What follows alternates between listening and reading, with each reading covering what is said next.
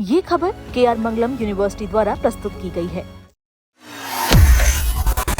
देखिए, पूरा विश्व का अगर आप तुलना करो तो कहीं 80% बढ़ा है, कहीं 100% बढ़ा है, कहीं 150% तक दामों में वृद्धि हुई है तमाम देशों में। कुछ जगहों में तो पेट्रोल पंप बंद कर दिए गए हैं। लेकिन इनके बाद आप देखो कि भारतवर्ष में जो व्यवस्था करी गई है कि हमने 20 दिन का, 1 महीने का स्टॉक को सुरक्षित करा, जो वैकल्पिक देश हो सकते थे वहाँ से पेट्रोल का, डीजल का, गैस का जो आयात हम कर सकें, इसके समझौते किए गए। प्रधानमंत्री कई देशों की यात्रा पर गए। यानी एक जवाबदेही सरकार किस प्रकार से क्राइसिस मैनेजमेंट करता है। और उसके बाद जो यहाँ बढ़े, अगर आप कुल मिला के देखोगे तो 5% से ऊपर मूल्यों में वृद्धि नहीं होगी। तो ये एक संक्रमण काल है। और संक्रमण काल में जब पश्चिम एशिया का युद्ध, यूक्रेन का युद्ध ऐसे जगह हो रहे हों और हार्मुज का जो केंद्र है जहाँ से जहाज आते हैं वो बाधित हो, उसके बावजूद भारत सरकार दे रही हो। भी घरेलू सिलेंडर के मूल्य में तो कोई वृद्धि की नहीं है, कॉमर्शियल में जरूर कुछ की गई है। ये निश्चित बात, ये असामान्य समय है। जैसे ही विश्व की स्थितियां सामान्य होंगी, मैं समझता हूं कि ये सारी चीज़ें भारतवर्ष में भी अभी असामान्य नहीं है। कोई एक तरीके से जो आपूर्ति की चेन है वो कहीं से बाधित नहीं होने पाई है। तो ये एक बहुत बड़ी चीज़ है, सरकार किस प्रकार से मैनेज कर रही है। अभी हाल में इंटरनेशनल मार्केट में क्रूड ऑयल सस्ता हुआ है और 2022 में भी सस्ता हुआ। ऑल टाइम अगर देखा जाए तो यूपीए सरकार के समय क्रूड ऑयल जो कच्चा तेल है प्रति बैरल लगभग $100 रहा है।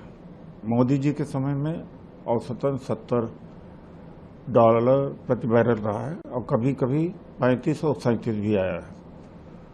आजकल में फिर से सस्ता हुआ है इंटरनेशनल मार्केट में क्रूड ऑयल, कच्चा तेल।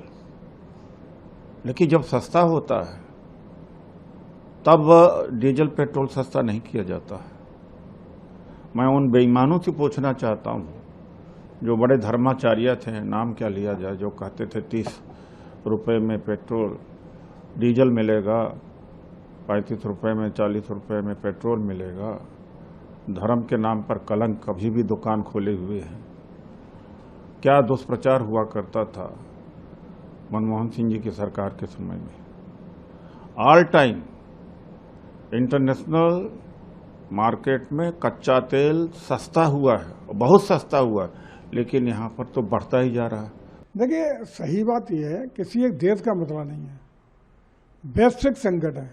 और खास रूप से ऊर्जा के क्षेत्र में गैस का हो, डीजल का हो, पेट्रोल का हो, कच्चे तेल का हो, इसकी आपूर्ति चेन प्रभावित हुई है। युद्ध के वातावरण से सभी चीज़ें प्रभावित हैं और वैश्विक संकट एक पैदा हो गया है। और इन संकट से निपटने के लिए जब तक वैश्विक स्थितियां, परिस्थितियां युद्ध की निपटेंगी नहीं, उनसे दुनिया को मुक्ति नहीं मिलेगी, तब तक ये स्थितियां नॉर्मल होने का काम नहीं हो सकती हैं। ऐसा है, बीजेपी को वोट दो, फिर महंगाई को ये करो, बर्दाश्त करो, ऐसी हालत है। ये कांग्रेस, वहाँ बीजेपी की गलत राजनीति की वजह से ये सब हो रहा है। ऐसा है, पूरी इकोनॉमी ही प्रॉब्लम में आ गई है। तो मेरे ख्याल से ये तो महंगाई हर दिन बढ़ती जाएगी। और महंगाई का सब ये किसको होता है, नुकसान किसको होता है? गरीब आदमी को होता है। कहीं जिस तरह का एलपीजी के जो रेट बढ़ गए हैं, उसी तरह मतलब अपने डीजल पेट्रोल के भी भाव बढ़ गए हैं। क्योंकि देश की आर्थिक स्थिति थोड़ी कठिन है, डिफिकल्ट है। और अमेरिका ईरान के युद्ध से मतलब पूरा जो क्रूड ऑयल था, गैस था, आने के लिए काफी तकलीफ हुई थी। और इसीलिए मतलब हमारे सरकार ने पहली बार मतलब 12 सालों में पहली बार मतलब इतनी बढ़ोतरी की है। और महंगाई बढ़ रही बात सही है, लेकिन और कुछ दिनों के बाद महंगाई में कमी हो जाएगी।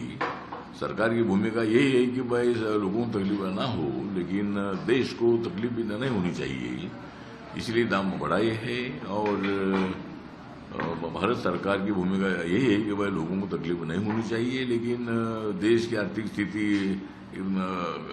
थोड़ी डिफिकल्ट होने के कारण मतलब ये भाव बढ़े हैं।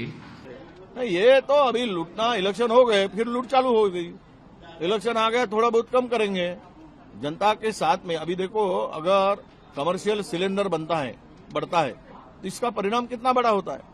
छोटा मोटा व्यवसाय से लेकर तो बड़े इंडस्ट्री तक इसका परिणाम बहुत भुगतना पड़ता है।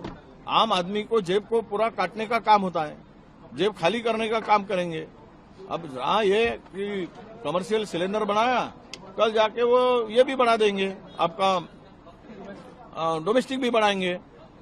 ये देश को अदानी को देश को बेचा गया है, देश बेच दिया है, बैंक खाली करके उसको बांट दिया गया है।